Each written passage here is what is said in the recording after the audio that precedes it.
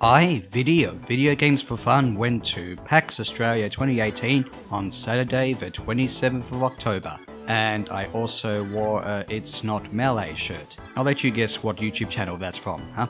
Here's my vlog about it. So, where do I start? Well, I guess I'll start with how it began. So, getting there in the morning, and it's crowded, the lines are huge. It's a pretty big event, PAX. I have been to PAX before, but I will get back to that.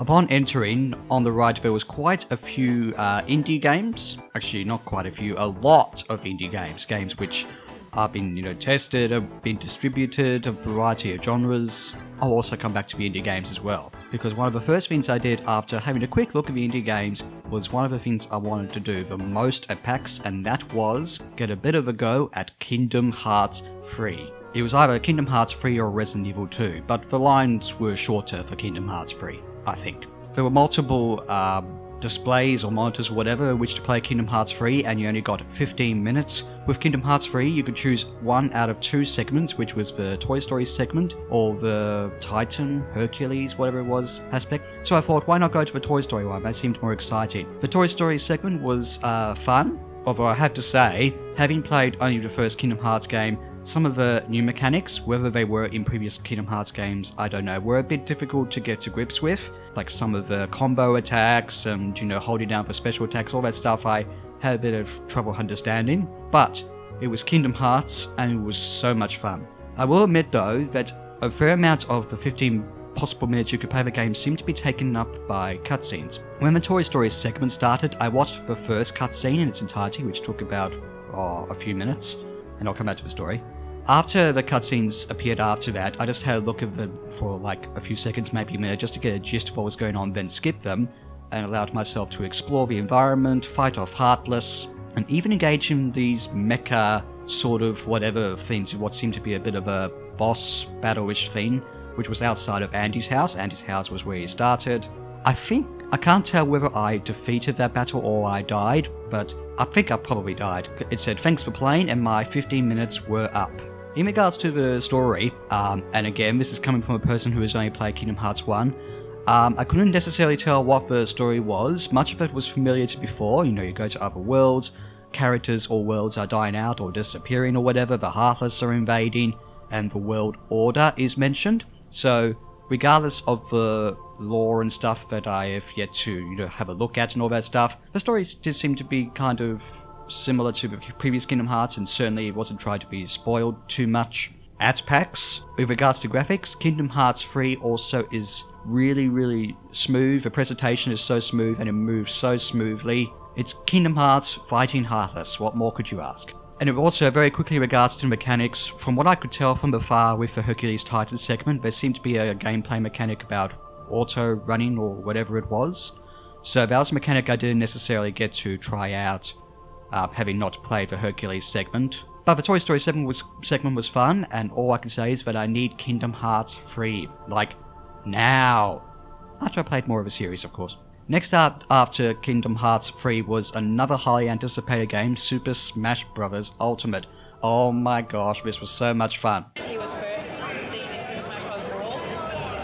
So we have a variety of third-party and recognizable Nintendo characters here. So we've got Star Fox, Pikachu, Ryu from Street Fighter. No, not Ryu. I'm getting confused. We've got Street Fighter characters, and we've got Snake from Metal Gear Solid. The purpose of Super Smash Bros., if you haven't played a Super Smash Bros. Game before, it's a competitive fighter, and you're fighting against other characters and trying to damage each other as much as possible. The damage is reflected in the percentage down the bottom of the screen, and the higher the percentage, the more likely you are to be jettisoned off the screen. So you can lose a life or lose a stock by either falling off the bottom of the stage, the sides, or up into the sky. So we do have the Smash Ball, and we do have items active in this demo. So you can use items or use the Smash Ball to unleash special attacks. So Snake has unleashed his Smash Ball for his final smash, and he got locked onto Fox again. The queues weren't as long, pretty much because there were multiple timed matches on multiple screens. Me and 3 other guys had 2 timed matches. The first one I played as Snake, the next I played as Cloud. Now I could have played as one of the new characters, like Ridley was on the roster of that day, but I'd rather wait until the actual game is released before I understand what moves they have. And Snake and Cloud were fairly similar, although Snake's moves seemed to be a bit more slow and deliberate, which is why I lost that first match. But the second match where I played as Cloud, I shouted yes as I beat the other 3 guys. Sorry, who did I play against in the first match? So I was Snake and I played against Zelda, Sheik and Link.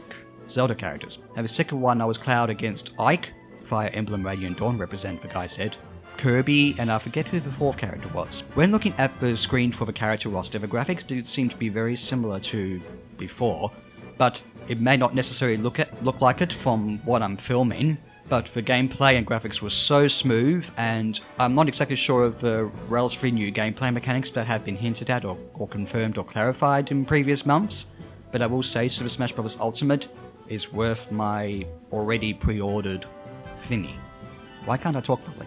So, that was my morning of lining up for Kingdom Hearts 3 and Smash Bros. Ultimate, and after the lunch break, I decided to go to the panel for the Indie Game Changer at the GameSpot Theatre at 1:30. I'm only going to show you a few seconds of footage from this, filmed from my phone, because, I think it's fair not to show more than that.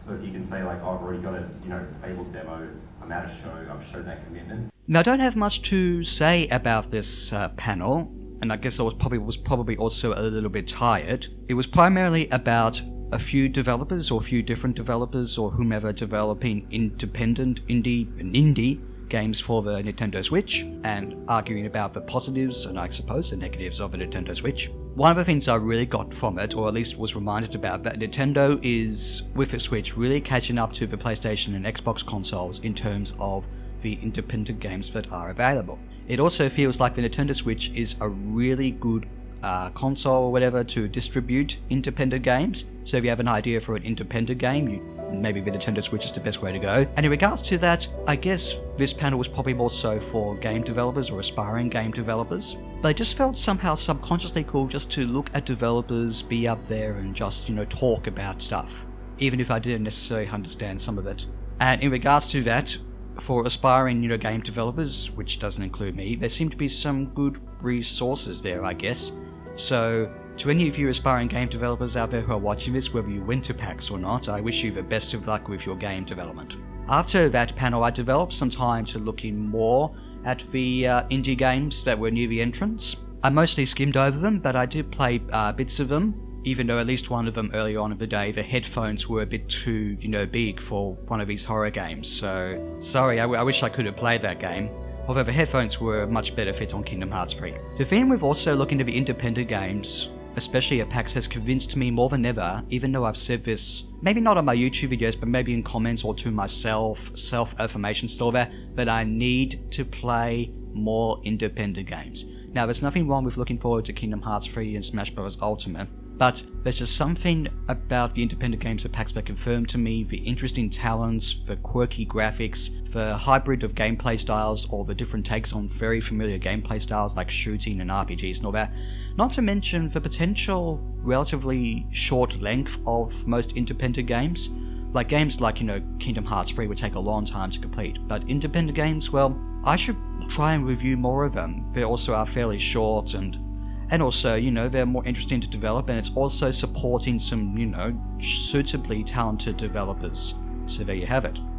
Come on, Viddy, play some more independent games. At 3:30, there was a signing event where I met 3 of the Outside Xtra YouTube channel people, Jane, Luke, and Ellen. The queue itself was longer than that of Kingdom Hearts 3 and Smash Bros. Ultimate combined.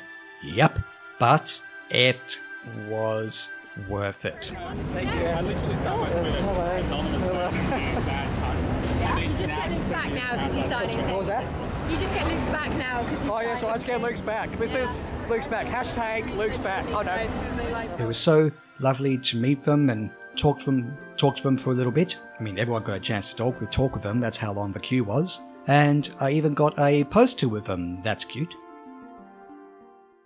Obviously you don't mind, mate, because I'm vlogging at PAX as well, so you don't mind. Yeah, say again, sorry? And a selfie. Yeah.